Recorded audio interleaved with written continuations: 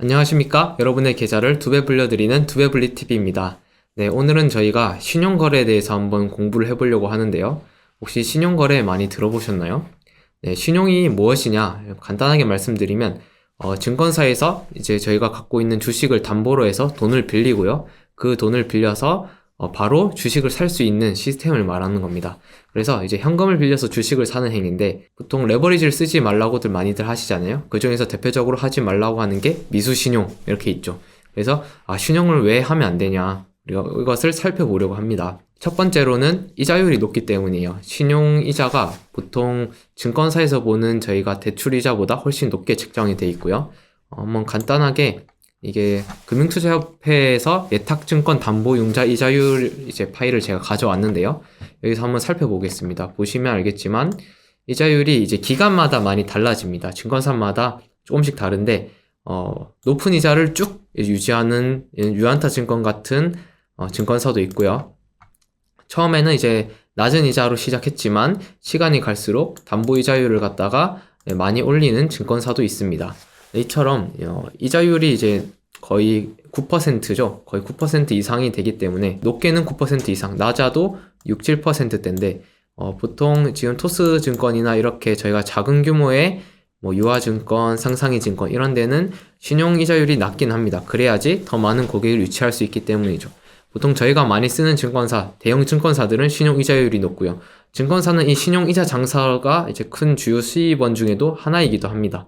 그래서 우리가 이렇게 이자를 계속 내다 보면 원금에서 이자를 내다 보면 돈이 깎이기 시작하고요. 여기서 연에 만약에 1년 동안 저희가 이 9.45%짜리 신용을 갖다가 쓰고 있습니다. 그랬는데 1년에 10% 수익을 냈으면 여기서 신용이자 9.45% 내고 0.5% 수익으로 끝나는 거죠. 그래서 신용이자를 오랫동안 쓸수록 내 수익률을 갉아먹게 된다. 그렇기 때문에 신용이자를 쓰는 게 안 좋은 게 첫 번째고요. 두 번째로는 이제 반대매매가 있는데 이 반대매매에 대해서 잘 모르시는 분들이 있는 것 같아서 저희가 오늘 설명을 해드리려고 해요. 이제 반대매매 같은 경우에는요, 담보유지 비율이 140%인데요. 작년에는 이제 증시가 안 좋고 하니까 정부 지침으로 해서 일시적으로 담보유지 비율을 130%까지 내렸습니다. 하지만 올해가 되면서 다시 140%로 올라왔고요. 이 담보유지 비율을 지키지 못할 경우 반대매매가 나가게 되는 거죠. 반대매매는 이제 보통 담보유지 비율을 지키지 못하고 3일째 되는 날, 그 시작할 때 이렇게 나가는데 어떤 식으로 나가게 되냐? 보통 주식의 마이너스 15%에서 마이너스 20%의 시장가로 이렇게 강제 청산이 나가게 되는 거고요. 그때 밑에서 받아주는 매물이 없으면 해당 종목은 주가가 갑자기 하한가까지도 찍고 반등하는 경우도 있습니다. 그래서 고수분들은 이걸 이용해서 반대매매가 나오는 물량을 하한가에 매수 걸어놓고 매매하시는 분들도 있고요. 아무튼 이제 저희가 이런 반대매매가 위험하다는 건데, 반대매매에 대해서 한번 더 조금 더 자세히 알아보면 담보유지 비율에 대해서 알아야겠죠. 담보유지 비율을 한번 보겠습니다. 예시를 든 건데요. 제가 만약에 자산이 140만원 있고요.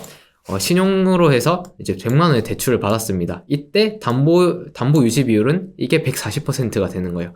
내가 대출한 금액의 140%, 그러니까 140만원이죠. 근데 내 자산이 딱 140만원 있는 거예요. 만약에 다음날 주가가 1%라도 하락하면 담보유지 비율이 하락했으니까 돈을 채우거나 주식을 매도해서 담보 비율을 맞추라고 이제 증권사에서 연락이 오게 되고요. 이때는 추가적으로 돈을 더 넣거나 결국 주식을 손절해야 되는 상황이 오는 거죠. 만약에 손절을 하지 않으면 이제 안내드렸던 것처럼 이제 다음날 마이너스 15%에서 마이너스 20%로 시장가 매도가 되니까 내가 마이너스 30%였는데 여기서 또 마이너스 15%에서 마이너스 20%가 더해지는 거니까 더 큰 손실을 안기게 되는 것입니다. 보통 이런 것이 제가 통상적으로 지수가 많이 하락하는 장에서 패닉셀이 많이 나오는데요. 그때 패닉셀이 나오는 이유 중에 하나가 많은 투자자들이 개인 담보 비율을 맞추지 못해서 강제 청산을 당하는 거죠. 그래서 반대매매가 나가서 또 반대매매가 또 지수를 끌어내리고 그 지수가 끌어내리면서 또 다른 반대매매를 불러오고 이렇게 악순환을 불러오게 되다가 반대매매가 다 사라지게 되면 지수 역시도 바닥을 잡고 반등을 하게 됩니다. 그렇다면 우리가 이렇게 반대매매를 피하기 위해서는 투자할 때 우리가 신용을 쓰지 않더라도 남들이 신용을 많이 쓴 종목들이 있어요. 그런 종목들은 제가 말씀드린 방금과 같은 리스크가 있고요. 그렇기 때문에 주가가 상승하기가 힘들어집니다. 그래서 우리가 여기 증권사 HTS를 통해서 어떤 종목들이 지금 신용 비율 상위에 있는지 한번 보려고 하는데요. 지금 코스피, 코스닥, ETF 다 포함해서 지금 전체입니다. 전체 보면 코스닥 150 선물 인버스가 신용 비율이 17.56%. 지금 많은 사람들이 지수가 하락할 거에 지금 배팅을 하는 거죠. 이렇게 대출까지 받아가면서. 그리고 나서 써니전자, 세방, 이르온, 해인, 성광, 히림 다 테마주들이네요. 안철수 테마주부터 애플페이, 재건 이런 식으로 있는데 사실 그 테마주가 나쁜 게 아닙니다. 테마주가 나쁜 게 아니라 그 테마주가 고점에 가 있는데 고점에 가 있는 상황에서 높은 신용 비율이 있는 종목들이 위험하다는 거죠. 그런 종목들이 나쁜 겁니다. 왜냐하면 지수가 아까 말한 패닉셀이 나오려면 지수가 빠져서 그렇게 되는 건데 지수가 빠지지 않더라도 예를 들어서 신고가를 찍은 종목이 있어요. 이 종목이 신용 비율이 막 14%, 15%가 돼요. 이런 종목은 너무 신고가를 갔기 때문에 여기서 변동성이 높아집니다. 아무 이유 없이 하한가를 갈 수도 있고요. 근데 그렇게 되면 누군가는 담보 비율이 부족하게 되고 반대 매매를 맞게 됩니다. 그렇게 되면 주가가 또 하락을 하겠죠. 반대 매매가 나오면서. 결국 이제 고점에 있는데 신용 비율이 높은 종목, 이런 종목들은 정말 위험하다. 그래서 피해야 된다라는 얘기를 제가 하고 싶었고요.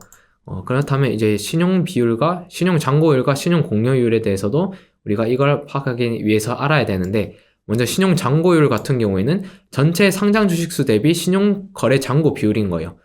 전체 상장 주식수 대비 신용 거래 잔고 비율이니까 이 신용 잔고율이 높을수록 상장 주식수 내에서 대부분 신용으로 거래가 많이 일어난다라고 우리가 이해를 할 수 있고요. 신용 공여율은 하루 거래량 중 신용 거래가 차지하는 비율, 얼마나 많은 사람들이 돈을 빌려서 이 주식을 매매를 하는가를 우리가 알 수 있다는 거죠. 보통 이제 신용 잔고율이 높은 기업일수록 우리가 이제 조심을 해야 된다. 여기 나와 있죠. 신용 잔고율이 높을수록 반대 매매, 상환 시점, 매물 출회 시 주가가 폭락할 가능성이 높아진다. 그리고 주가가 탄력적으로 회복하기 어려우므로 주의가 필요하다라는 겁니다. 신용 잔고율이 증가한다는 것은 주가가 오를 것으로 보고 매수한 사람이 증가한다는 뜻이죠. 근데 이게 바닥에서 그래도 오르는 건 그나마 괜찮은데, 만약에 주가가 신고가를 찍었고 고점에 있는데 신용 잔고율이 높아진다는 거는 다 같이 물리자는 말이죠. 다 같이 물릴 확률이 높아지니까 그런 종목은 절대 접근을 하면 안 된다, 이런 얘기를 하고 싶고요. 물론 주가가 바닥에서 올라가는 종목이라도 신용 잔고율이 급격하게 올라가면 상승세가 둔화될 수도 있습니다. 왜냐하면 보통 이런 신용을 이용해서 매수하는 것은 개인 투자자들이 많이 하는 행위인데요. 기관 투자자들 입장에서 이제 주식을 계속 시장가로 매수하면서 주가를 부양을 해야 되는데 이렇게 신용 물량이 높아지면 굳이 그렇게 할 필요가 없겠죠. 왜냐하면 자기들이 돈을 써서 개인들이 들고 있는 종목의 주가를 올려줘서 결국 남 좋은 일을 시키는 거니까요. 그래서 그런 종목은 기관 투자자들이 또 손을 잘 안 내기도 합니다. 그래서 우리가 이런 신용 잔고율이 높은 종목은 피해야 된다라고 하는데, 여기서 이게 신용 비율을 말하는 거고요. 보시는 것처럼 높게는 17%, 낮은 종목들, 낮아도 지금 5, 6%대가 많습니다. 제가 장마감 할 때 주식시장에서 신용 비율이, 신용 잔고가 17조다, 16조다 이런 얘기 말씀드리는데요. 그건 전체 시장에서 신용으로 이제 주식을 산 사람들이 얼만큼 샀는지를 얘기하는 거고요. 통상 시황을 볼 때도 신용 잔고가 높아질수록 주식시장이 안 좋다라고 이해할 수 있는데, 그걸 조금 더 디테일하게 봤을 때 이런 개별 종목에서도 신용 비율이 높은 종목은 더 안 좋다라고 이해를 하는 거죠. 여기서 분명히 고점을 찍은 종목들이 있을 텐데, 최근에 SM라이프 디자인이 있었죠. 한번 보겠습니다. SM라이프 디자인이 주가가 이렇게 계속 올라가고 있는데, 지금 단기적으로 바닥에서 2200원에서 3600원까지 50% 이상 올랐어요. 50% 이상 올랐고요. 대량 거래량도 쳐지면서 계속 SM 이슈 때문에 공방이 일어나고 있는데, 이런 종목들이 지금 대부분 11.69%를 사람들이 대출받은 돈으로 샀다는 거예요. 이런 주식이 갑자기 악재가 일어나가지고 밀리면 반대 매매를 피하기 위해서 던지는 사람들도 있고요. 들고 있다가 반대 매매를 맞으면서 주가가 또 하락하는 경우도 있습니다. 그래서 우리가 이런 종목들, 주가가 상승을 했는데 신용 비율까지 높다, 이런 종목들은 피해야 된다라고 얘기를 하는 겁니다. 통상 그렇다면 신용 비율이 0이면 제일 좋겠지만, 사실 주가가 오르는 종목 중에서는 신용 비율이 높아도 오르는 종목이 있어요. 그런 거 있지만 그래도 우리가 어느 정도 원칙을 정해놓고 이 정도 신용에 있는 종목은 지금 당장은 손대지 않겠다라는 게 필요합니다. 저희가 블릿에서 보고서를 쓸 때 신용 비율 역시도 하나의 이제 점수화할 때 매기는 걸로 쓰는데, 여기서 하나 공개를 해드리면, 저희 같은 경우에는 신용 비율이 한 5% 이상 넘어가는 종목들은 웬만하면 피하려고 하고요. 특히 한 7%, 9%가 넘어가면 그런 종목들에 대해서는 아예 보고서를 거의 쓰지 않으려고 합니다. 제일 베스트는 신용 비율이 1% 미만인 종목인데, 사실 환기 종목이나 뭐 관리 종목들은 아예 신용이 지원이 안 되는 경우도 있는데, 그게 아니더라도 하다못해 그래도 한 5% 미만은 유지되는 게 좋다라고 생각을 하고요. 특히 테마주들일수록 이렇게 신용 비율이 높은 경우가 많아서 우리가 테마주들이 위험한다는 것 중에 이런 거에 있다라는 걸 생각하시면 될 것 같습니다. 하나 여담으로 말씀을 드리면, 이렇게 종목 옆에 이렇게 신 적혀 있고 몇 퍼센트 적혀 있는데, 이게 신용으로 살 수 있는 비율입니다. 이 종목에 대해서 신용으로 살 수 있는데 증거금률이 40%다.